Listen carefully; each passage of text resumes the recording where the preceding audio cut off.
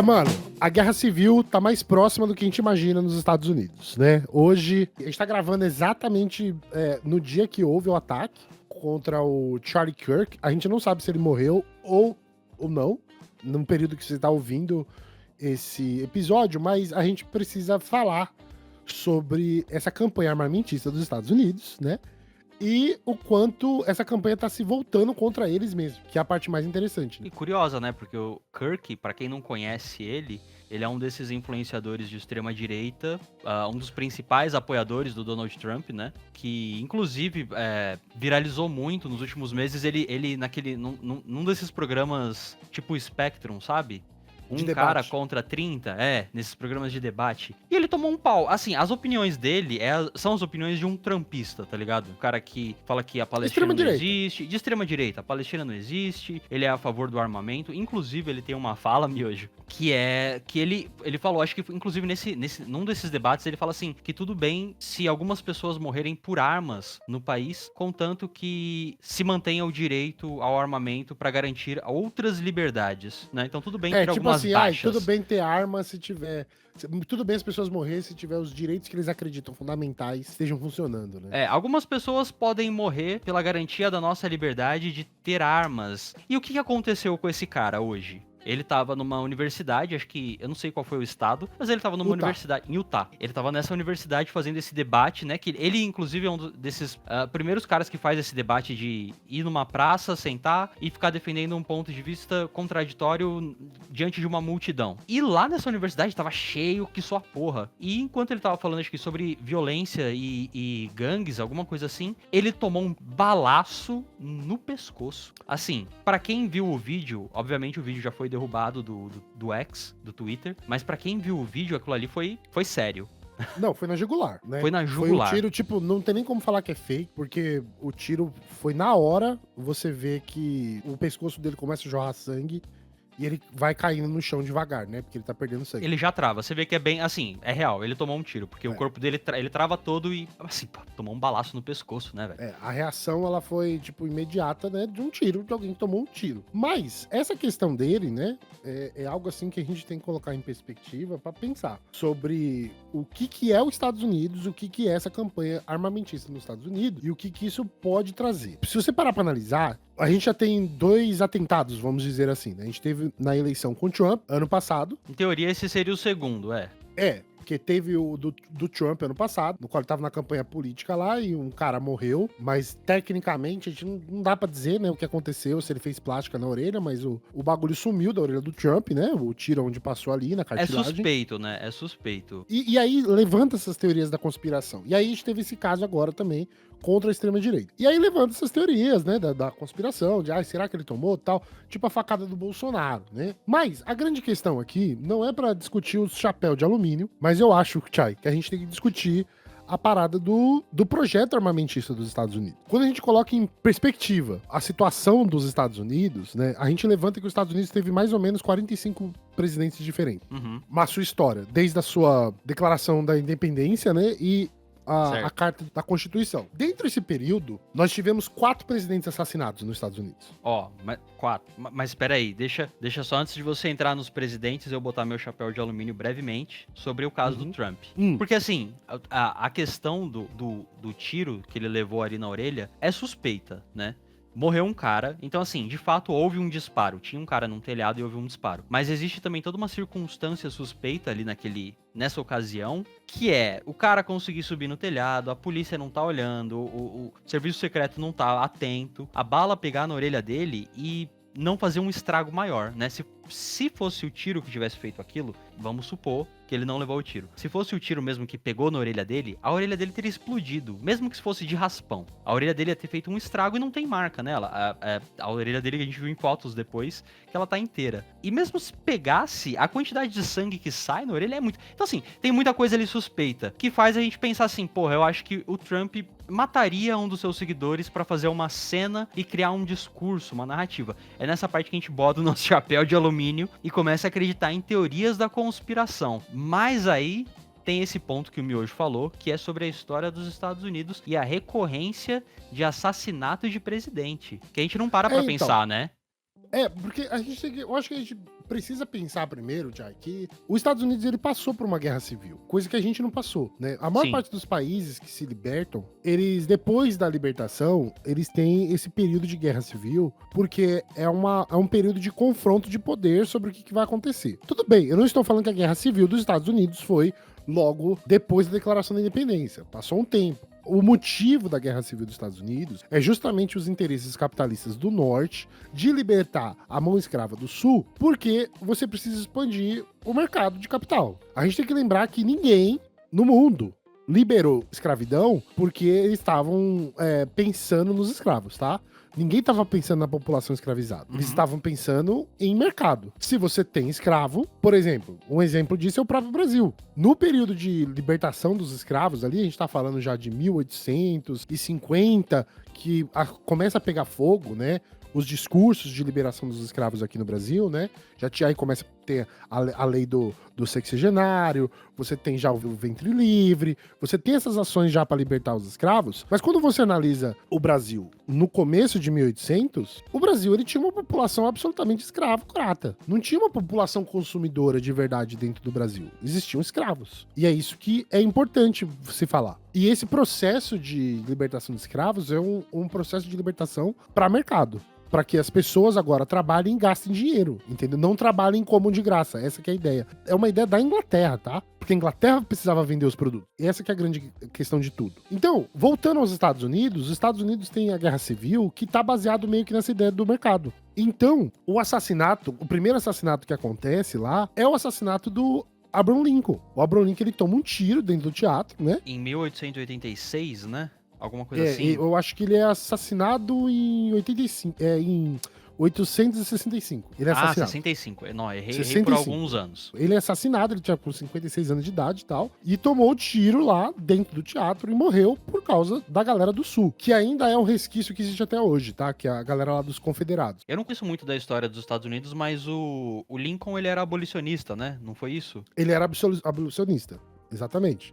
Ele era abolicionista do norte. E aí, eles estão travando essa guerra com o sul. Porque existia também esse sentimento de separação, entendeu? E aí, essa guerra acontece para manter o país coeso, né, junto. E a partir depois do final da Guerra Civil, você tem, basicamente, a Carta de Alforria, né? Para os negros nos Estados Unidos. Embora isso não acontece muito rápido, né? A gente sabe que, tipo, não é assinou o documento, aconteceu. Várias coisas acontecem ainda até realmente os negros serem libertos, que ainda não são até hoje. Mas eu acho que isso é um tema para um outro episódio, que a gente pode falar de cadeias privatizadas, de trabalho forçado dentro das cadeias para Nike, para a indústria da carne, para a indústria da moda, que usam mão de obra negra escravizada dentro das cadeias para poder produzir artigos de luxo. Então, isso é uma outra discussão, né? Se foram libertos ou não. Então, a gente tem o assassinato de Abraham Lincoln em 1865. A gente tem um assassinato do James Garfield, que acontece em 81. Então, olha, a data é muito próxima, né? 1881. É muito próximo o assassinato do outro. São 16 anos depois, mais ou menos? Mais ou menos, é isso. 16 anos. 16 anos para um assassinato pro outro. Aí você tem um outro assassinato que acontece em 901, né? Que é o 14 de setembro de 901, que é do William McKinley. McKinley, aham. E aí você tem o último assassinato, que foi o do Kennedy, que foi em 63. Aham. Que ele morre. Então aí passa 60 anos sem ninguém morrer, né? Nenhum presidente morrer, e aí ele morre. Então assim, mas dito isso, é factível que tentativas de assassinato ocorram, certo? Ó, e só pra confirmar aqui, o cara morreu. Aqui ao vivo, que a gente tá gravando, o cara morreu. Acabou de sair a notícia. O Kirk acabou de morrer, foi confirmado que realmente aquele balaço não tinha como ele sobreviver àquele tiro. Pra quem viu o vídeo, assim, não tinha como. Espero que ninguém veja, porque é bem violento, né? Ninguém não tem necessidade, mas não tem necessidade. O cara morreu. E o que acontece? A gente tem que analisar essa situação toda de uma forma bem clara e objetiva. Por quê? Porque os Estados Unidos é um país que faz uma campanha imbecil sobre o porte de arma. Então, se você pensa só nos presidentes, cara, é mais perigoso você ser um presidente do que, não sei, você ser um policial nos Estados Unidos, entendeu? Porque se você fizer a métrica, né, se você colocar numa calculadora, os Estados Unidos teve ali em torno de 40 presidentes diferentes. Um pouquinho e mais. Se morreram 4, então 1 a cada 10 morre. Entendeu? Não é uma estatística muito boa. Para um país que, teoricamente, ele é um país militar, né? Os Estados Unidos nunca foi uma democracia, mas ele sempre foi um país militar. Você pode comparar eles com os romanos, por exemplo, né? Eles eram um império militar. Eles não eram um império focado nele. Então, os Estados Unidos, ele sofre desses problemas, cara. Porque comprar uma arma nos Estados Unidos é tão fácil quanto comprar uma bala. Tem no Walmart lá, né? Você compra um pão, um queijo e uma Glock. E o troco de bala, literalmente, tá ligado? É, porque é muito facilitado, dependendo do estado, você tirar a autorização pra você ter o porte de arma. E isso é importante porque a indústria armamentista dos Estados Unidos é a mesma indústria que tá vendendo arma de guerra, entendeu? Não é diferente, não é uma indústria pra fazer Glock e outra indústria pra fazer míssil. É tudo mesmo conglomerado de pessoas. E isso gera muito dinheiro. E mesmo aí, ó, com o discurso desse cara, do Charlie Kirk, que falava, né, que algumas pessoas têm que morrer. Tá aí, ó. Ele morreu. Então, a pergunta é, valeu a pena a forma dele se expressar sobre isso? Por que ele falava dessa forma? Ele falava dessa forma porque ele tinha uma garantia do capital de que era muito difícil algo acontecer com ele. Porque ele não é uma pessoa comum. Ele é uma pessoa que tem grana. Então, ele tem essas ferramentas do capitais pra proteger, que é pagar segurança, né? Inclusive, algumas pessoas no Instagram apontaram que ele estava armado durante o momento, né? Na cintura dele, ele estava com uma arma. Então, tipo, é uma coisa levando... E outra, né? Uma arma dentro da onde? De um ambiente universitário, cara. É Exato. tipo... É dentro da universidade. Então, ele colheu o que ele plantou sempre. Eu tinha um debate... Isso é um bagulho muito importante pra falar sobre isso aqui, Chay. Eu tenho um amigo cubano que eu conheci quando eu morava nos Estados Unidos, né? A gente trabalhava na mesma empresa. Eu e ele tinham pontos muito divergentes sobre a relação de porte de arma. Porque eu sou contra o porte de arma. Eu sou enfaticamente contra o porte de arma. Porte de arma, pra mim, ele não tem que estar na mão do civil. Ponto. Na verdade, não o faz porte nem de arma... sentido. Nem o policial tinha que ter arma. Já não faz sentido você ter a arma, sendo que parte do seu imposto é gasto com segurança. E você vai ter ali um agente armado para fazer a sua proteção. Dentro dessa lógica capitalista que a gente vive, né? Já não faz sentido nessa lógica.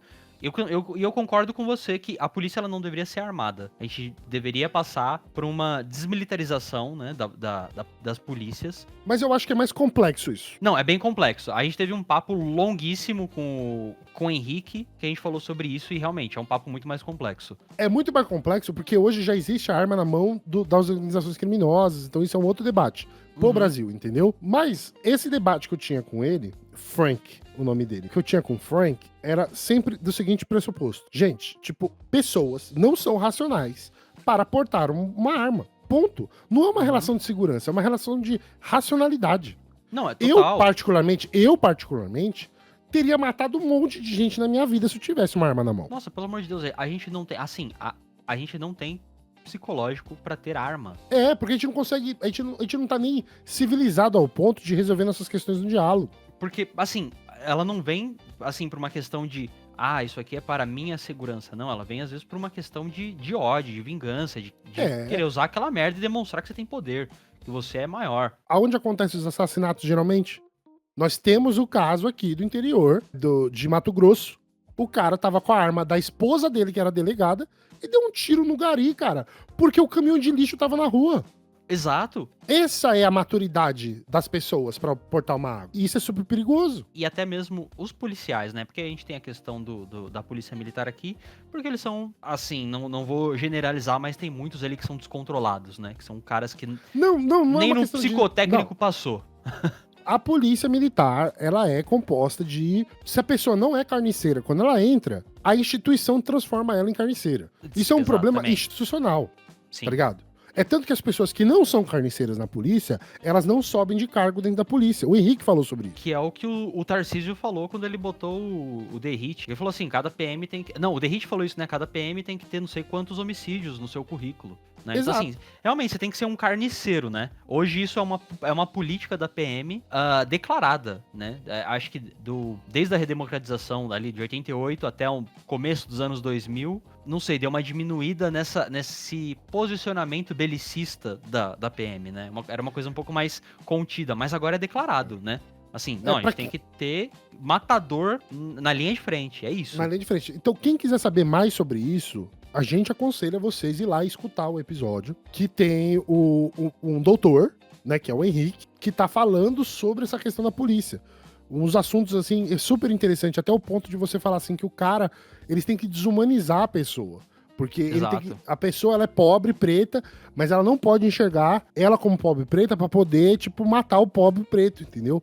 Pra ele não ter essa relação de conexão com a pessoa. Então, é um episódio fantástico, sabe? É um episódio de 1 hora, mais ou menos. Quem quiser, vai lá falando sobre segurança pública com um doutor formado na área, falando sobre esse assunto. Super recomendo. Pra quem for procurar, é o episódio 34, chamado Segurança Pública. Tem 1 hora e 17 minutos. Então, quando a gente vai falar de Estados Unidos, a gente tem que olhar de uma ótica diferente. Então, quando esse amigo falava para mim que tinha que ter arma mesmo, eu falava que não. Aí ele me questionou, mas então quer dizer que você é contra a Revolução Armada? Eu falei, não sou contra a Revolução Armada. Eu acho que a Revolução Armada ela pode acontecer e ela tem que acontecer. Mas é diferente você estar numa Revolução Armada e você está no dia a dia com arma. São duas situações totalmente diferentes. Os agentes de uma Revolução Armada, eles estão em um objetivo em comum. Não é o dia a dia. Ele não está indo na padaria comprar um pão. Ele está numa guerrilha, numa organização com táticas armadas. Exato. E a ideia não é que a população inteira esteja armada. É que um grupo, né, paramilitar, ele vai estar armado para fazer a revolução. Então, aí ele falava assim, tá, mas e aí como você vai conseguir as armas? Eu falei, cara, a gente vai tomar os meios de produção, cara. Então, e aí tem uma questão, né? Porque toda essa questão do armamentismo também passa sobre duas questões, que é a politização das armas e a politização da violência, né? Do uso da violência. Então, assim, o uso da arma ela tem que ser politizado exatamente por essa questão, né? Qual vai ser o uso que a gente vai dar para esse negócio que mata a gente? Não pode ser uma... É isso, a gente não vai usar no cotidiano. Tem que ser um grupo que... Aí é conjectura, né? A gente não pode dizer como é que vai ser uma revolução, como é que é, mas o uso da arma ele tem que ser politizado. Ele não pode ser um uso leviano. E a questão da violência também, né? Eu acho que a politização sobre a violência, exatamente pra gente não cair nesse argumento de mas se a gente usar a violência, a gente vai ser igual a eles. Não, é uma questão que não é complexa, né? É uma reação a uma violência que já está acontecendo, que não pode ser condenada, né? Aquele papo do não confundir a reação do oprimido com a violência do opressor, mais ou menos isso. Exatamente. E a gente não pode almejar isso acontecer, né? É uma situação totalmente diferente. Então, essa parada dos Estados Unidos, ele é uma propaganda. É uma propaganda diária de posse de arma, de porte de arma, que é um direito constitucional, que as pessoas não entendem o que é isso. Por quê? Porque quando colocaram na Constituição que você podia ter arma, mano, o objetivo da arma, você sabe qual que é na Constituição dos Estados Unidos? Não. O objetivo da arma nos Estados Unidos é para que a população, ela derrube um governo opressor. Por causa da revolução contra os ingleses, entendeu? Que, na verdade, quer dizer, pouca gente sabe sobre isso, tá? Mas os caras se libertaram da Inglaterra por causa de chá, tá? Porque foi por causa do imposto do chá lá, que foi o ápice da revolução lá, de independência e tal, não sei o que lá. Sabe onde eu fiquei sabendo sobre essa história? Um pouco menos nobre que você, mas no Assassin's Creed 3. Não, fala então, sobre a história, isso. Né, mano? Fala sobre isso, a temática, parte da temática do jogo, eu acho que é essa, a questão do imposto sobre o chá. Então, quando eu li a biografia do Thomas Jefferson, nossa, muitos anos atrás, eu nem sei se eu tenho ela ainda, eu acho que eu devo ter perdido nas minhas mudanças, mas essa biografia, ela fala sobre o que tá acontecendo ali, né? Pra quem quiser ler, a bibliografia que eu li, ela chama A Arte do Poder, né? The Art of Power, que é do John Matchen. E aí eu li essa bibliografia, né? E aí você entende, assim, que as ideias que estavam propostas era, na verdade, para eles não tomarem uma contra-revolução da Inglaterra. E aí você arma as pessoas, né? Você dá a autonomia para as pessoas terem armas. Então, a ideia da emenda constitucional dos Estados Unidos é justamente por isso. Então, a população tem arma para derrubar o governo. Porém, entretanto, contudo, o governo, ele é um governo militarizado, né, mano? Então, se a população se revoltar contra o governo, os Estados Unidos irá matar a população. Isso, para mim, é inquestionável. Não tem a menor sombra de dúvida. Não tenho dúvida sobre isso. Eles não vão pensar duas vezes em agir em cima da emenda constitucional. Porque lembra que o direito das armas, tá? Não está na Constituição original. Ela é uma emenda constitucional. E ela é a segunda emenda constitucional. Muita gente acha que isso é a Constituição original. Não é. Uma emenda é porque você criou algo para colocar ali. Mas na época que foi criada essa emenda, Thiago, fazia sentido também. Porque quanto tempo você acha que demorava pra um cara carregar uma arma em 1700? Tinha que colocar pólvora, tinha que ajeitar o bagulho, colocar a bolinha dentro, né, da arma e atirar. Tinha que chuchar a bolinha com... era um outro rolê, era uma outra coisa. Então, pra você dar um tiro, você levava 5 minutos. Não tinha naquela época ninguém chegando assim numa multidão com uma automática e deitando 40 pessoas em 5 segundos. Ou mesmo uma pistola, cara. Porque se você parar pra pensar até nas pistolas mais antigas, né? Aí a gente pensa naquela ideia do faroeste, né? Mano, você tinha que puxar o gatilho pra atirar. Ela não era automática. Hoje, um revólver já é automático. Você atira, ele já engatilha próximo. Mesmo o revólver de barril. Você pode só apertar o gatilho e segurar e ele vai jorrar bala. É uma parada assim. Então, é diferente a ideia da emenda constitucional naquela época e hoje em dia. E quem tá brigando pra permanecer com essas estruturas de pé não é a população, é uma indústria que convence a população que eles têm que ter arma pra se matar, mano. Porque matar pessoas dá dinheiro. Porque, por exemplo, esse cara morreu, o que morreu? Mano, pro cara morrer, uma arma teve que ser comprada e uma bala teve que ser atirada. É dinheiro, tá ligado?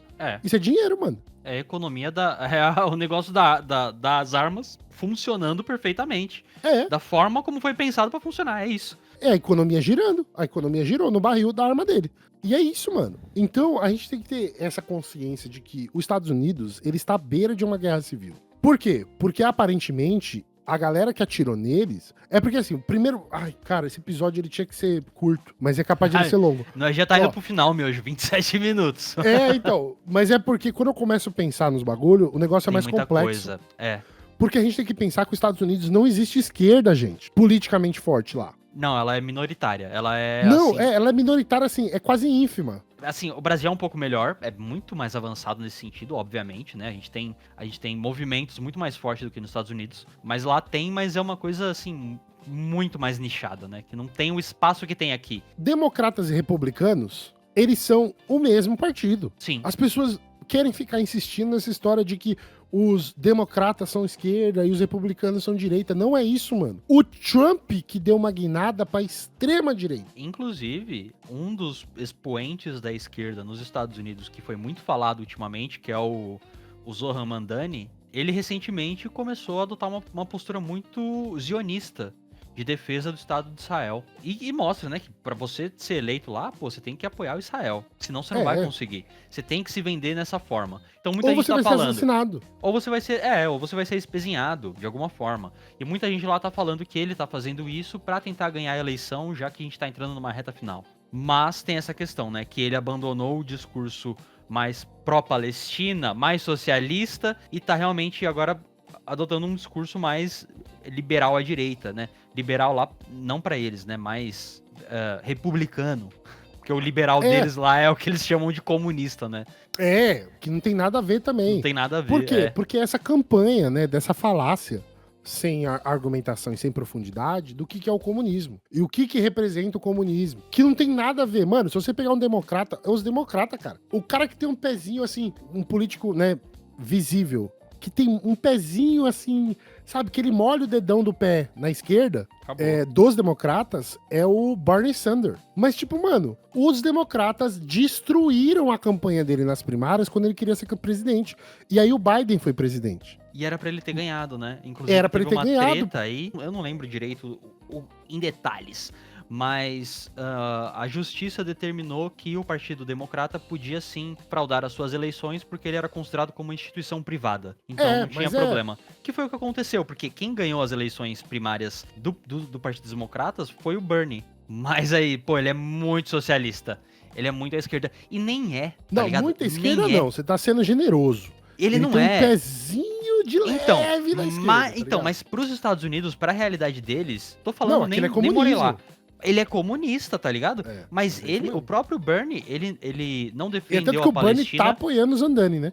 Tá apoiando o Zandani e ele já apoiou Israel. Ele apoia Israel, tá ligado? Ele não é ele faz críticas a Israel, ele condena, mas ele ainda apoia, né? Ele porque o partido precisa do dinheiro. Eles precisam estar em cima do muro. O candidato norte-americano, o político norte-americano, que só faz críticas a Israel, esquece, você não vai ouvir falar dele. Você não vai ver ele na mídia. A gente sequer sabe, mas existem, essas figuras existem, mas a gente sequer sabe porque elas não vão ter esse espaço que a gente espera. E novamente, se você quiser saber mais sobre isso, nós temos um episódio aí também falando sobre o zionismo e como que eles influenciam na vida política dos Estados Unidos e na saúde política dos Estados Unidos. Então eu sugiro vocês dar uma escutada também nesse episódio. É lá o terceiro episódio. É o Lobby Sionista. Tá como episódio 3. É o terceiro episódio da segunda temporada. Da nossa segunda temporada. Então vai lá e escuta, porque esse episódio é super importante para vocês compreenderem o mecanismo zionista nas eleições dos Estados Unidos. E ele é muito forte, tá, gente? É muito forte. É muito dinheiro, não é nem pra campanha política dos políticos, mas é muito dinheiro pra descredibilizar a oposição dos interesses de Israel nos Estados Unidos. Então isso é muito, muito importante. Então, eu acho que os Estados Unidos, ele tá nesse colapso de uma guerra civil. Por que eu tô falando isso? Só pra tentar encerrar esse tópico. Porque, como os Estados Unidos têm direita e direita, aí você tem uma direita mais progressista e uma direita mais conservadora, quem atirou nesse cara, possivelmente, ele é dessa direita progressista. Que não é uma esquerda, gente. Não é uma esquerda, né? Porque a esquerda sabe que esses atos não são bons. É o ato do lobo solitário. Isso é uma ação, geralmente, individual, cara. Mas por quê? Porque isso é alimentado nos Estados Unidos. Essa ideia de fazer justiça com as próprias mãos é uma ideia, tipo assim, que é inflada nos Estados Unidos, mas ela é inflada demais, porque eles são a vanguarda da democracia, porque eles são a vanguarda do melhor do mundo, eles são a vanguarda de uma civilização que avançou. E essas ideias, elas são intrínsecas dentro da sociedade estadunidense. E é engraçado porque você vê isso sendo refletido até mesmo nos imigrantes, né? Porque lá nos Estados Unidos você vai ver imigrante com bandeira na porta. Hoje a gente vê bandeira do Brasil porque o radicalismo trouxe a bandeira do Brasil pra isso, né? Mas nos Estados Unidos, tipo, você vê que lá, antes dessa radicalização aqui, já tinha essas paradas lá. Por quê? Porque é muito forte o nacionalismo estadunidense. E aí as pessoas, para se proteger do nacionalismo estadunidense, as pessoas se tornam nacionalistas. E lembrando que os Estados Unidos está passando por uma situação ao qual, essa semana foi aprovado, que se alguém falar espanhol na rua, a polícia de imigração já pode considerar isso um ato suspeito e prender essas pessoas por falar outra língua. Os Estados Unidos é realmente, literalmente, uma ditadura da supremacia branca. Os Estados Unidos hoje, eu não quero falar isso porque agora eu vou colocar meu chapéuzinho de alumínio, tá? Vamos lá. Os Estados Unidos, ele tem um projeto de branquificação dos Estados Unidos. Ninguém tá discutindo essa merda, ninguém tá falando sobre isso, mas é porque eu tô lendo muito sobre o processo brasileiro de branquificação no final da escravidão. Tá batendo muita coisa ali, mano. E eu vou te explicar brevemente o porquê. Primeiro o governo Trump. O Trump, ele tecnicamente, ele não é declarado um supremacista branco, mas o primeiro vice-presidente dele era. O DJ Vance?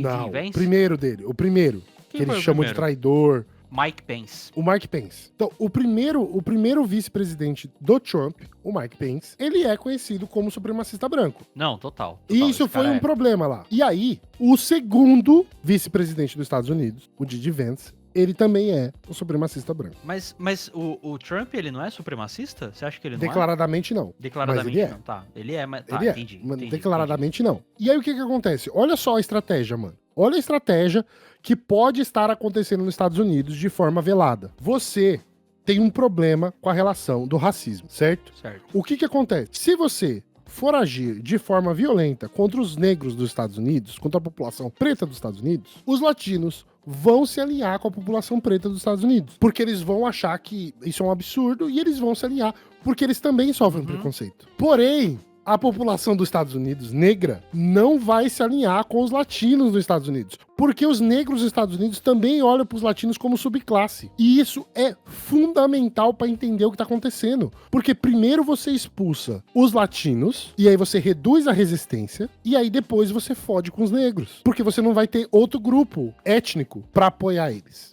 E esse projeto parece que está em andamento, de forma clara. Mas ele é tão burro, esse projeto, que teve essa semana também, eles deportaram 300 coreanos. E os caras estavam nos Estados Unidos para criar uma fábrica da Hyundai, eu acho. Numa área rural, para gerar emprego. E os caras nem fizeram o processo correto de perguntar, visto, vocês estão aqui legalmente, pegaram 300 coreanos que estavam na construção das fábricas, porque eles estão lá pra garantir a qualidade das fábricas da Hyundai, e eles foram deportados, irmão, entendeu? Então, o fato de o Mike ter morrido, o Charlie Kirk ter morrido hoje, ele é um reflexo dessa exacerbação de um conflito popular que está acontecendo. O Trump está colocando o exército nas ruas dos Estados Unidos.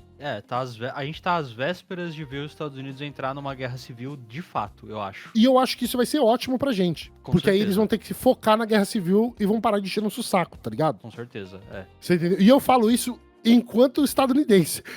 Tipo, foda-se. Porque poucas pessoas sabem, mas o miojo ele é estadunidense, velho. Deixa o pau torar lá, tá ligado? Isso não é um problema nosso. Deixa o pau torar, tá ligado? O foda é que o trabalhador vai se fuder. Mas eu acho que eles vão puxar uma guerra, algum conflito durante... Assim, ainda que eles entrem numa guerra civil, eles vão puxar um conflito pra fora. Seja na Venezuela, seja no Brasil. Se rolar uma guerra civil, mano, não tem como eles gastarem dinheiro com o conflito fora, mano. Não tem como, mano. Se eles estiverem numa guerra civil, o presidente não consegue gestar as guerras pra fazer dinheiro.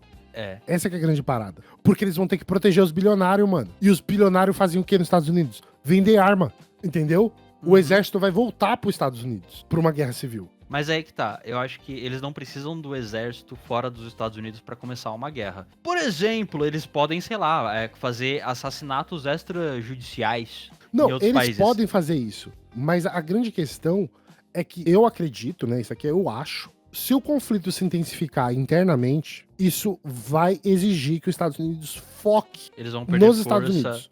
Eles vão perder força no que eles estiverem fazendo fora, sim. Porque a gente já falou isso em outros episódios, mas para os estados separarem da União, é tipo um piscar de olho, mano. Então, os Estados Unidos precisa olhar pra dentro para que não tenha uma ruptura dos Estados Unidos e os estados comecem a se declarar independentes. Pelo menos o Texas, mano, o Texas e a Califórnia com certeza vai fazer esse movimento se tiver uma guerra civil. Texas e a Califórnia não tem interesse de ficar na União, cara. A Califórnia muito mais, porque ela tem um PIB gigantesco. As pessoas não sabem, mas o Texas também é um estado gigantesco, mano. O Texas é muito grande, irmão. É muito grande. Ele é maior que a Bahia. E é extremamente nacionalista, né? O Texas. Pra caralho.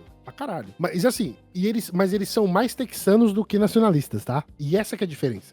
É um bagulho que a gente não entende no Brasil. Entendi. Não, a é porque eu tô pensando. Isso no Brasil. Eu tô pensando, porque assim, o Texas ele é conhecido como o estado da estrela solitária, né? O Lone Star. Não é uma parada assim. Então, realmente, ele é mais texano do que nacionalista, né?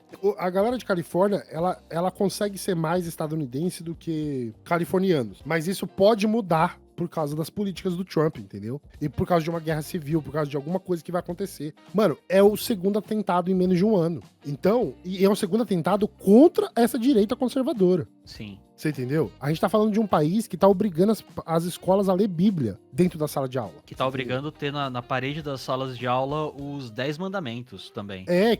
Que tem estado aí, tipo a Flórida, que tá tirando a obrigatoriedade de dar vacina pra criança. E aí você pergunta pro cara que é o ministro da saúde, e o cara chega e fala que eles não fizeram um estudo de prospecção pra ver quantas crianças vão ficar doentes se não tomarem vacina. Porque a resposta do cara, não, mas isso é a escolha dos pais. Fala assim, não, mas a pergunta não foi essa. A pergunta é, qual que é a perspectiva de crianças ficarem doentes? Não, a gente não fez esse estudo.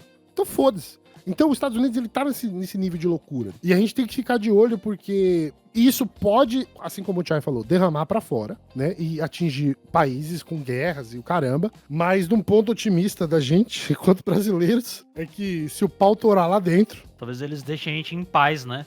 Se você assistiu O Senhor dos Anéis, é aquilo. Se o olho de Sauron entender que você tá segurando o anel perto dele, ele vai olhar pro anel, tá ligado? Ele não vai ficar olhando pra todos os lugares. É tipo isso. Os Estados Unidos é tipo o olho de Sauron.